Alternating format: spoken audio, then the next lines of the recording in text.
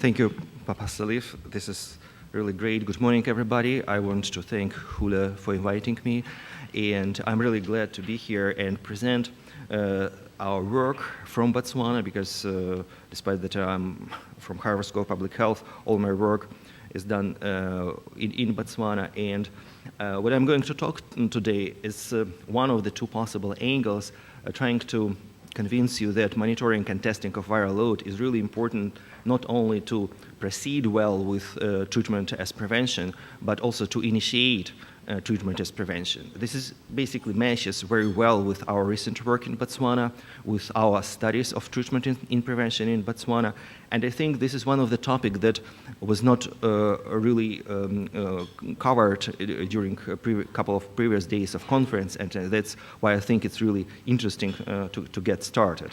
So my presentation is based on like a small introduction of general. I don't need to convince everybody that viral load is really important for transmission, but I'll just show a few slides.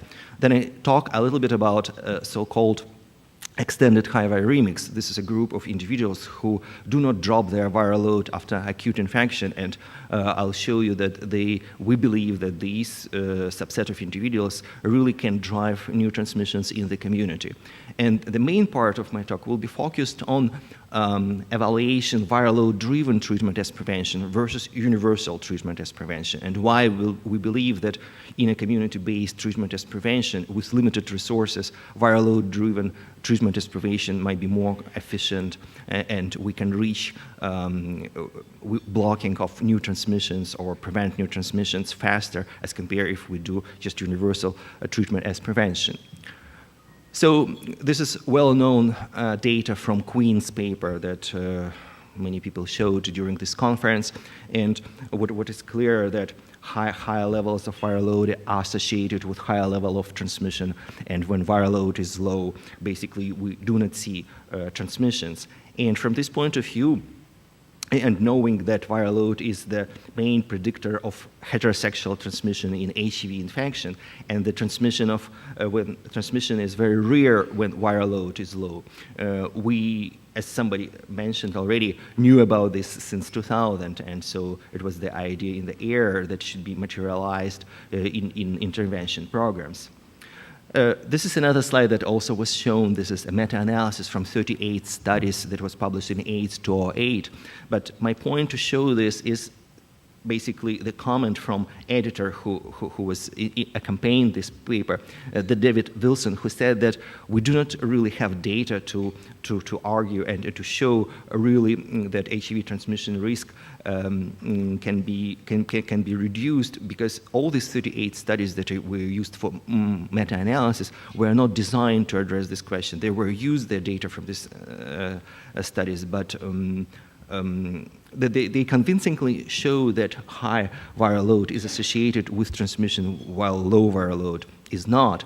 And the level of reduction in HIV transmission due to antiretroviral therapy was 92%, was very comparable with what Mike Cohen got in HPT and 052. And my next slide is exactly about this study, because this is critically important study.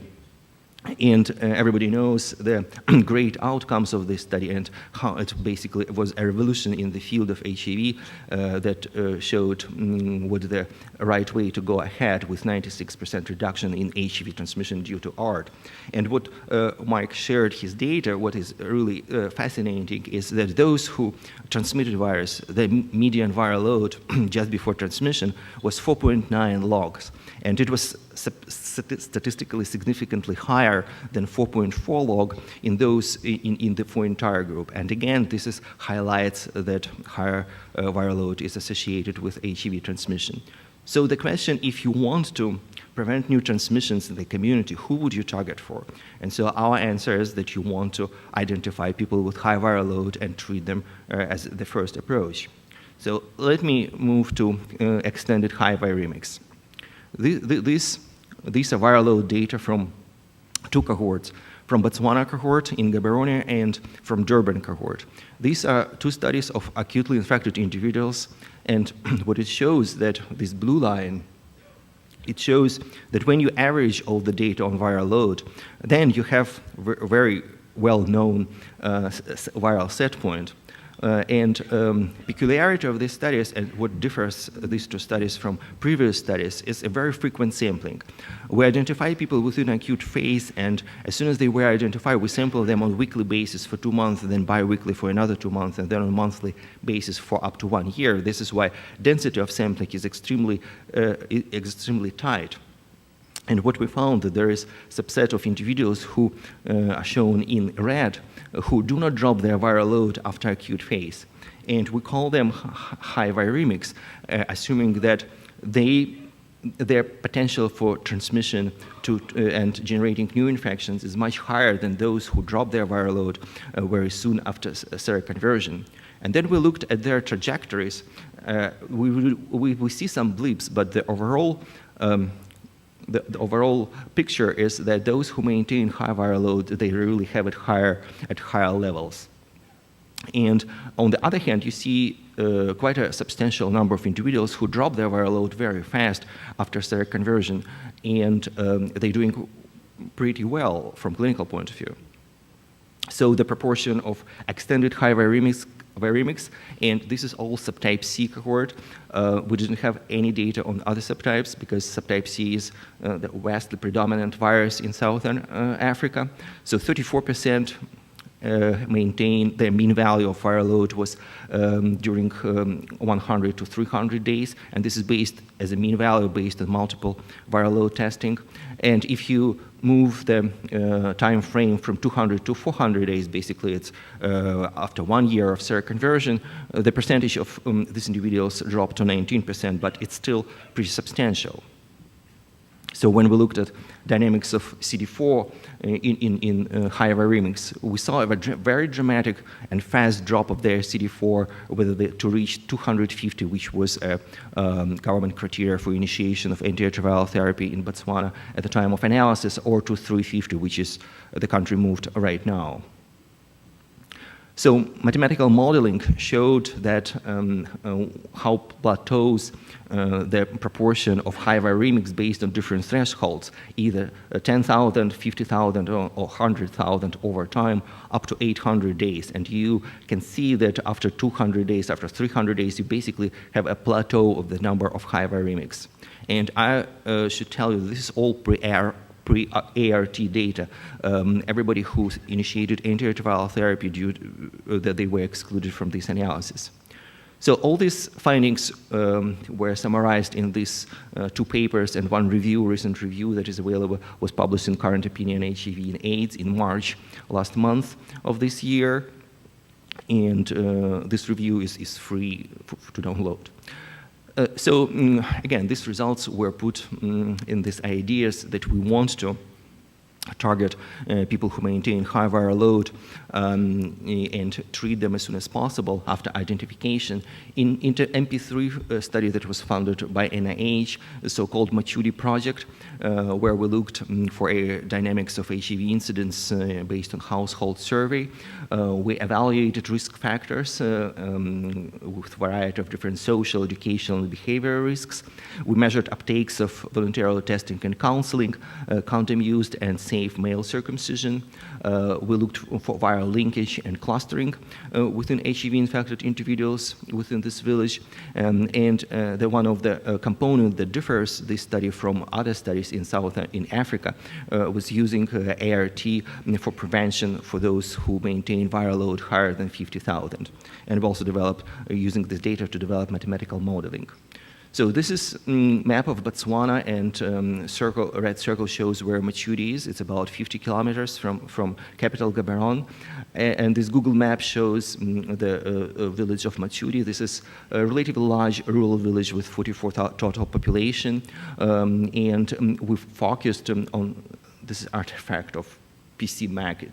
There should be any across there. I apologize for this. So we focused on northeastern sector that this is a river here, and this is a hill that separates from another 2/3 of Mochudi. This is approximately 1/3. And so This is the map of a household where our presence was. It was 3,650 households where we tested, and this is a spread of HIV-positive individuals. You see how dense and how the whole village is really suffers from HIV infection. These results summarize the first year's household survey. It shows the number of households that were targeted and the number of eligible individuals within a age group from 16 to 64 years old. About 5,800 were contacted. It was 71%. We have about 15%, it's actually 14.7%, who refused, said that they're not interested in participating in this survey, and about 4,000, which is 68%, were tested of those who were contacted. So we found that 21% in this village were infected with HIV. And from those who were infected, 41% already were receiving antiretroviral therapy. So our focus and analysis was on those who are not on ART, on this 58%, and we analyzed distribution of CD4 and viral load very intensively in this subset who have not received antiretroviral therapy. So now I want to move to the major part of my presentation is the viral load-driven treatment as prevention and compare it with universal treatment of prevention. So when we're dealing with this analysis on analyzing HIV status, then their antiretroviral therapy, whether they're on, off. From those who are not on antiretroviral therapy, we test viral load, and the line here shows the threshold 350, higher than 350 and lower than 350. And then those who have a CD4 higher than 350, and which makes them ineligible for antiretroviral therapy according to national standards in Botswana, we analyzed viral load. And so now our point of view is that you really want to focus on those who, with high CD4 count higher than 350 and have high viral load. And the difference between viral load-driven treatment as prevention and universal treatment as prevention is whether you treat everybody irrespective of their viral load or you focus on those with viral load. And this is just like another look for subset of individuals with infected individuals with CD4 higher than 350. Showing that we target only subset or the entire population with CD4 higher than 350. So this is the scheme of HIV testing and linkage to care and proposed algorithm that we suggest to use in the first encounter, where we, for HIV testing, we use rapid HIV testing, and if HIV test is positive, then we suggest to use CD4 test, point of care CD4, and then we define immediately those who are eligible for antiretroviral therapy based on their CD4 less than 350, and we have another subset of those who have viral load higher than 350. And then for this subset, we suggest to use viral load test. And viral load test currently, point of care viral load is not available, but it's coming. We plan to start viral load point of care test in Botswana in July for monitoring purposes, and then later on we plan to introduce it into treatment as prevention studies. And if we use 10,000 copies as a criteria and want to treat everybody with high CD4 but with viral load higher than 10,000 copies, then we have this split. We want to put those individuals on antiretroviral therapy and monitor those who maintain a viral load below 10,000. Now, if we translate it into percentages in our actual data from Mochudi, this is the percentages that we have. 21% HIV positive. From those who are not on antiretroviral therapy, we have 47% below 350 with CD4 and 53% higher than 350. Those, and for those who with CD4 higher than 350, 43% have viral load higher than 10,000 and 57% have viral load below 10,000. Now, if we go to hypothetical example for a rural community, which are target primarily communities in our upcoming Botswana combination prevention study with CDC, we can see that for average community with a total population of 6,000, we have age-eligible individuals for HIV testing and counseling within age group from 16 to 64 years, about 3,400. And from those on ART, will be 731 HIV-positive, 300 receiving already antiretroviral therapy. 203 will be with CD4 below 350 and 229 with 350. And this is where the question is. According to universal test and treat or treatment as prevention, you're supposed to treat everybody 229. We suggest that to introduce viral load test and treat only subset of those who have high CD4 but also have higher viral load.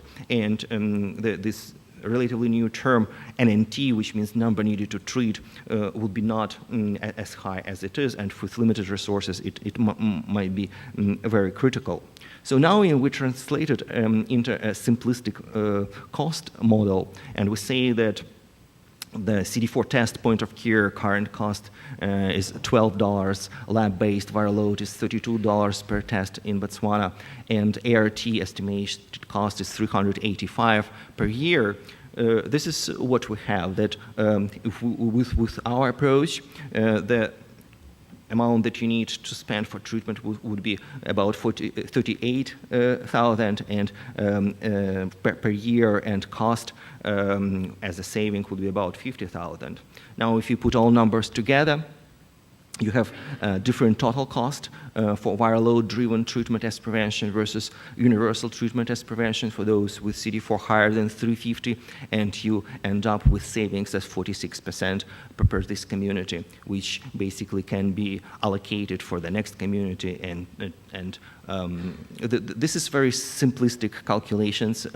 In order to evaluate the real cost, we're working very closely with Ken Freeberg and Rachel Walensky group, who will help us to come up with the real-life estimation when the Botswana combination prevention project will take off.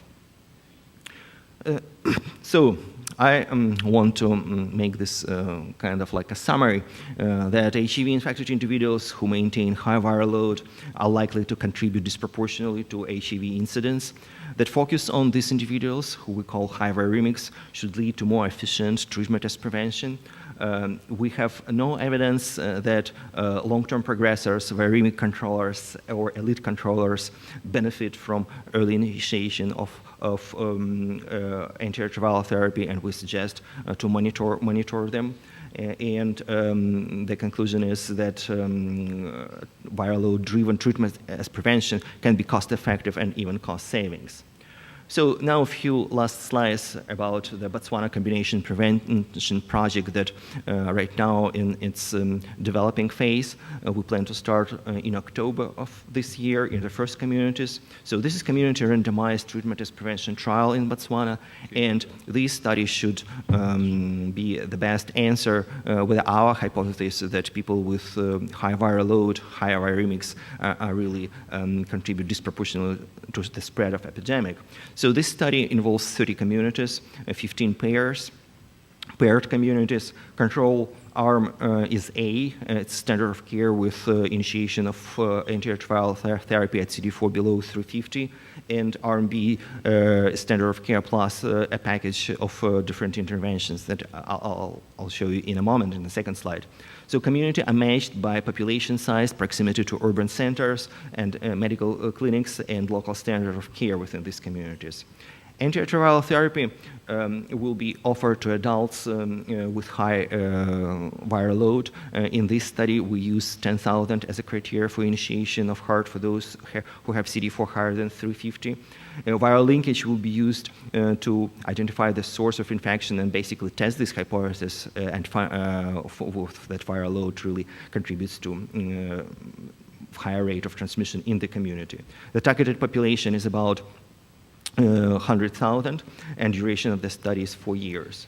Primarily, objectives of this study is to measure and achieve more than 50% reduction in cumulative HIV incidence in adults in this population measuring by enhanced HIV testing and counseling that will involve how mobile testing, VCT, clinic-based VCT, household testing, active linkage to HIV care and treatment, enhanced male circumcision services, antiretroviral therapy to individuals with low than 350 and high viral load, and enhanced PMTCT that will be based on early initiation of antiretroviral therapy during pregnancy in HIV-positive women, and retesting of HIV-negative women late in pregnancy, because this is really dangerous for viral transmission when women gets infected in the middle of or in the late term of pregnancy. And we will estimate the cost of infection averted. And thank you for your attention.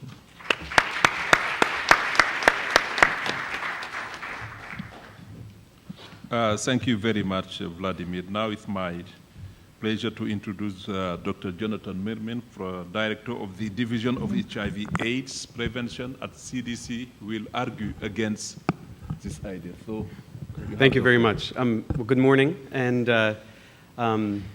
it's